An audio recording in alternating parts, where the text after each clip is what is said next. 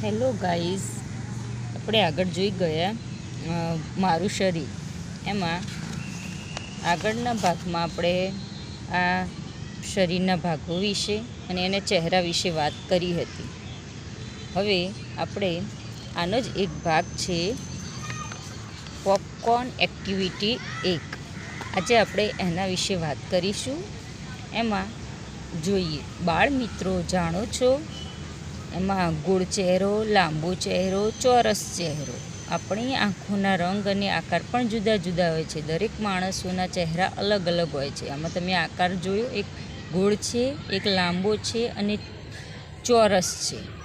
એટલે આપણા માણસોના ચહેરા હોય છે એ અલગ અલગ પ્રકારના જોવા મળે છે. હવે એમાં એક કરીને વર્ગખંડની રમત એક આપેલી છે. એમાં જોઈએ, શિક્ષક બાળકોને એકબીજાની સામે તેમના ચહેરા જોવાનું કહેશે. તેમને સરળ પ્રશ્ન પૂછશે, જેવા કે તમારા મિત્રના વાળ અને આંખોના રંગ કેવો છે.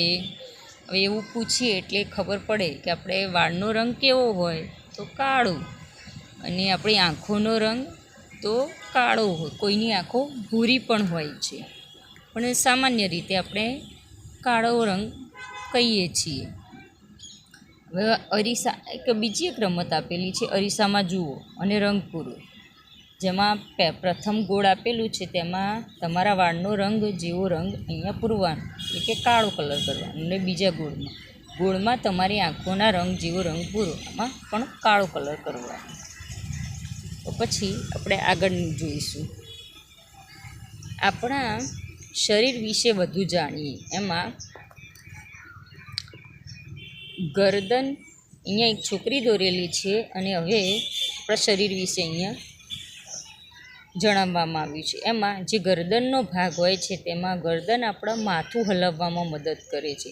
પછી ઢીંચણ હોય તો પગને વાંકા વળવામાં મદદ કરે છે. આપણે કંઈક કામ કરવું હોય તો આપણે વાંકા વળીએ છીએ ને, એટલે એમાં ઢીંચણનો સહારો લઈએ છીએ. અને પછી ખભા આપણા હાથ હલાવવામાં મદદ કરે છે. પછી કમર શરીરના ઉપરના અને નીચેના ભાગને આધાર આપે છે. આપણા શરીરનો સૌથી મજબૂત હોય તો એ ભાગ કયો કહેવાય? કરોડરજ્જુ આપણો એક આધાર કહેવાય. પછી કમર આવે. કમરના લીધે આપણે ઉપરના ભાગ અને નીચેના ભાગનો આપણો મુખ્ય આધાર હોય છે. એનાથી આપણે બધું કામ કરી શકીએ છીએ. પછી આવશે પગ ચાલવામાં, દોડવામાં અને ડાન્સ કરવામાં કામ લાગે છે. પછી આગળ જોઈએ, આમ કરો. હવે અહીંયા એક એક્ટિવિટી આપેલી છે. એમાં બાળકને તમારી આંખો અને નાક આંગળીઓથી બંધ કરી દો, અને પછી તમારા અંગૂઠાને કાનમાં રાખો. એટલે આપણે જે આંખ, નાક અને કાન ત્રણના જે દરવાજા છે એ બંધ કરી દેવાના, એવું સમજી લેવાનું. હવે હાથ હટાવી લો. પહેલાં બંધ કરી દેવાના, પછી ખોલી દેવાના. એટલે હવે શું થશે તમે જોઈ શકો છો. પહેલાં તમે આંખો બંધ કરી, પેલા કાન બંધ કર્યા તો તમે સાંભળી શકતા નહોતા, હવે તમે સાંભળી શકો છો.